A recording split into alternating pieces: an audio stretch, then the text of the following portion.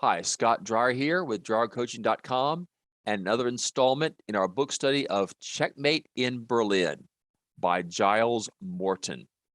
Fine book. Again, if you're curious about the end of World War II, the start of the Cold War, where this whole East-West Berlin thing come from, Berlin Wall, Berlin Airlift, NATO, Warsaw Pact. If those things interest you, this is a book for you. So we've been looking how in 45, there was a plan to divide Germany into 4 occupied zones, the 4 allies. Not only would Germany be cut into 4 pieces, but also Berlin cut into 4 pieces. And this book primarily is look at this part of Berlin, the Russian part, French, British, American zones. So when the war first was over, the Russians got there, by late April, early May. Americans and Brits came in around in June. The question was, who's going to govern Germany and how, and who will govern Berlin and how? And it became pretty clear early on that Stalin wanted Germany to have a communist government, obedient to him, and we Americans, Brits, and French wanted a free democratic Germany. Wealthy. The idea was if people are wealthy, they're not going to go to war very quickly because they have they have things to lose. So the idea is if you're rich and have a full belly and a nice house full of nice furniture, those people are not very likely to make war. They want to stay and keep their nice house and their nice furniture and their nice car and such. So that's what it kind of boiled down to. So as time goes on, it became very clear that the Russians and the Western allies could not agree on what to do. Hence the breakup into East and West Germany. But a first step was the idea of new parties. Obviously, during Hitler's evil rule, there was only one party, the Nazi Party. So in the summer of 45, summer and fall, these other parties began to be reconstituted. Well, the question is, who's going to win these elections? What kind of parties are there? Stalin clearly wanted the Communist Party to win. In the West, we wanted the non-Communist Party to win. And this is now looking at the book on page 152, Checkmate in Berlin. Only a few weeks earlier, the Soviet leader, Stalin, had summoned Walter Ulbricht to a secret meeting in Moscow and revealed his plan to seize control of Berlin through the ballot box. So elections. As we've been seeing, the communist plan was to have this veneer of democracy to appear legitimate, but under the surface was dictatorship. Stalin knew the Berlin communists were unlikely to win a majority in free and fair elections. Electoral victory would go to the Social Democrats, who were gaining widespread support in Berlin. Like in America today, very few people would expect the Communist Party to win an election. There is a Communist Party, but it's not very popular. So many people in America believe that the extreme leftists are looking at another party. Many would claim the Democrat Party, which is more widely accepted and has become more radical in recent years. So there may be some parallels there to think about. Let's continue, page 152. Stalin's idea was to engineer a merger of the Communist Party and the Social Democratic Party and rename it the Socialist Unity Party.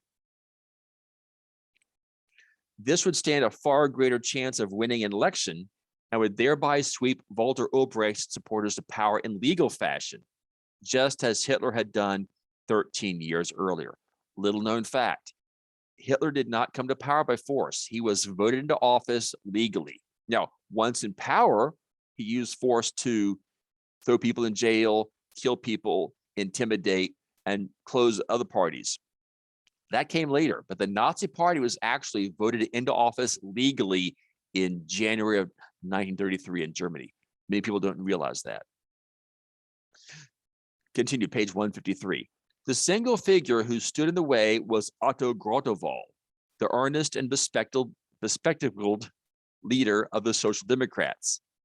When he heard rumors of the proposed merger, he became an outspoken opponent. "We are the party of the center," he said. "We're the party of power." He wanted nothing to do with Ulbricht and his communists. Grotev was unremarkable in every sense, gray, dull, and boorish. In his life before politics, he had been the builder of swimming pools, and there were many who felt this was the extent of his talents. He also had a flaw in his character that his communist rivals were intending to exploit. See, character counts. Here is his weakness. Weak-willed and naive. He was the ideal candidate to be softened by bribery. Over the days that followed, Walter Ulbricht, that was the communist leader, used every possible incentive to persuade Grotewohl to change his mind about the merger. First, a generous gift of art supplies was delivered to his home, for he was known to be a keen amateur artist. Next, he was offered a luxury villa in the Soviet-controlled district of Niederschönhausen. Keep in mind, after World War II, most of Berlin was bombed into rubble. So to be offered this nice villa that was intact, that was huge. I noticed also in the Soviet part of the city. When this failed to do the trick, Marshal Zhukov, that was the Soviet commander of World War II, he promised to get Grotewohl's son released from a British prisoner of war camp. According to one in his circle, it was his bourgeois background that made Grotewohl such an enticing catch for the Soviets. Quote, the communists wanted to have him as a kind of label for the middle-class people they wanted to win over, end quote. Side note, but many people view Joe Biden as kind of that in 2020. There are more extreme Democrats who ran. There was it maybe 10 or 12 candidates ran for the Democrat nomination. Most didn't get very far, but the idea was, oh, Joe Biden, he's moderate. He's like Uncle Joe. He's, lunch bucket Joe, working class, blue collar from Pennsylvania. And so many people coalesced around him as this bourgeois, blue collar, middle of the road guy. And that was kind of how he marketed himself in 2020. In office, he's governed very differently, but that was how he marketed himself. So reading this, I thought, wow, sounds like a connection to me personally. Let's keep going. Slowly but surely, Ulbricht's drip by drip strategy began to work. Quote, he changed his mind from hour to hour, noted one alarmed observer of the wavering Grotewohl. When Ruth Andreas Friedrich, she was a writer in Germany, in Berlin, when she heard what was taking place, she felt she was witnessing the first great showdown of the post-war period. Quote, if the Social Democratic Party in Berlin is swallowed up by the Communist Party, it will be the end of democracy in Berlin, the end of democracy in Germany, and sooner or later, the end of democracy in Europe. This was nothing short of a battle for the soul of the West. Grotewohl soon received a summons to the Soviet military headquarters in Karlshorst. There he was subjected to intense discussions laced with menace. Among the threats was the reminder, as if he needed it, the Soviets had recently, quote, surprised him with his confidential secretary, an embarrassing indiscretion for the married Grotewohl. So they were using this secretary affair as to blackmail him. Quote, the pressure increased and increased, said young Wolfgang Leonhard, one of the Hotel Lux revolutionaries. And I had my first bad feelings, yet there was to be no let up. The journalist Kurt Rees had insider information on what was taking place and said the threats against Grotewohl continued for fully 12 days.